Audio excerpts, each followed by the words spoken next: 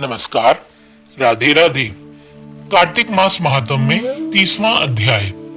भगवान श्री कृष्ण सत्यभामा से बोले, हे प्रिय, नारद जी के ये वचन सुनकर महाराजा पृथु बहुत अधिक आश्चर्यचकित हुए।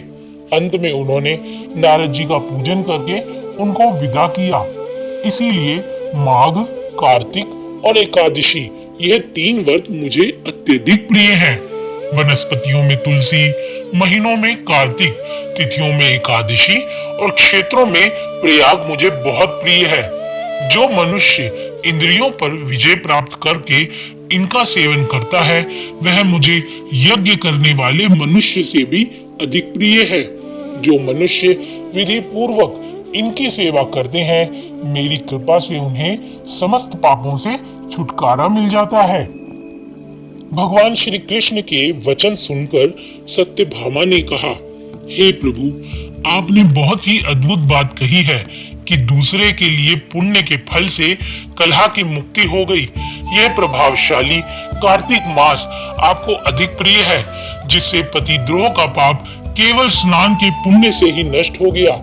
दूसरे मनुष्य द्वारा किया हुआ पुण्य उसके देने से किस प्रकार मिल जाता है, यह आप मुझे बताने की कृपा करें। श्री कृष्ण भगवान बोले, हे प्रिय, जिस कर्म द्वारा बिना दिया हुआ पुण्य और पाप मिलता है, उसे ध्यान पूर्वक सुनो। सतयुग में देश, ग्राम तथा कुलों को दिया गया पुण्य या पाप मिलता था, किंतु कलयुग में केवल कर्ता को ही पाप तथा पुण्य का फल भोगना पड़ता है। संसर्ग ना करने पर भी वह व्यवस्था की गई है और संसर्ग से पाप व पुण्य दूसरे को मिलते हैं। इसकी व्यवस्था भी सुनो। पढ़ाना, यज्ञ कराना और एक साथ भोजन करने से पाप पुण्य का आधा फल मिलता है। एक आसन पर बैठने तथा सवारी पर चढ़ने से, श्वास के आने जाने से पुण्य व पाप का चौथा भाग जीव मात्र को मिलता है। छूने से, भोजन करने से और दूसरे की स्तुति करने से पुण्य और पाप का छठा भाग मिलता है। दूसरे की निंदा, चुगली और धिक्कार करने से उसका 7वां भाग मिलता है। पुण्य करने वाले मनुष्यों की जो कोई सेवा करता है, वह सेवा का भाग लेता है और उसे पुण्य देता है।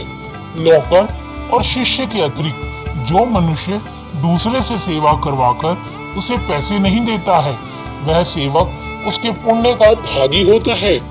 जो व्यक्ति पंक्ति में बैठे हुए भोजन करने वालों की पत्तल लांघता है, वह उसे, जिसकी पत्तल उसने लांघी है, अपने पुण्य का छठा भाग देता है। स्नान तथा ध्यान आदि करते हुए मनुष्य से जो व्यक्ति बातचीत करता है या उसे छूता है, वह अपने पुण्य का 6वां भाग दे डालता है। जो मनुष्य धर्म के कार्य के लिए दूसरों से धन मांगता है, वह पुण्य का भागी होता है। ठीक उसी प्रकार जिस प्रकार दान करने वाला पुण्य का भागी होता है। जो मनुष्य धर्म का उद्देश्य करता है, उसके बाद सुनने वाले से याचना करता है, वह अपने पुण्य का 6वां भाग उसे दे देता है। जो मनुष्य दूसरों का धन चुराकर उससे धर्म करता है, वह चोरी का फल भोगता है और शीघ्र ही निर्धन हो जाता है। और जिसका धन चुराता है, वह पुण्य का भागी होता है। बिना ऋण उतारे जो मनुष्य मृत्यु को पाता है, उनको ऋण देने वाले सज्जन पुरुष पुण्य के भागी होते हैं। शिक्षा देने वाला, सलाह देने वाला, सामग्री को जुटाने वाला तथा प्रेरणा देने वाला, यह पाप और पुण्य के 6ठे भाग को प्राप्त करते हैं। राजा प्रजा के पाप पुण्य के 6ठांश भाग का भोगी होता है। गुरु शिष्यों का, पति पत्नी का, पिता पुत्र का, स्त्री पति के लिए पुण्य का 6ठा भाग पाती है। पति को प्रसन्न करने वाली आज्ञाकारी स्त्री पति के लिए पुण्य का आधा भाग ले लेती है। जो पुण्य आत्मा पराये लोगों का दान करते हैं, वह उनके पुण्य का 6ठा भाग प्राप्त करते हैं। जीविका देने वाला मनुष्य जीविका ग्रहण करने वाले मनुष्य के पुण्य के 6ठे भाग को पाता है। इस प्रकार दूसरों के लिए पुण्य अथवा पाप बिना दिए हुए भी दूसरे को मिल सकते हैं। किंतु यह नियम जो कि मैंने बताए हैं ये कलयुग में लागू नहीं होते। कलयुग में तो एकमात्र कर्ता को ही अपने पाप व पुण्य भोगने पड़ते हैं। इस संबंध में एक बड़ा पुराना इतिहास है जो कि पवित्र भी है और बुद्धि प्रदान करने वाला भी है। उसे ध्यान पूर्वक सुनो।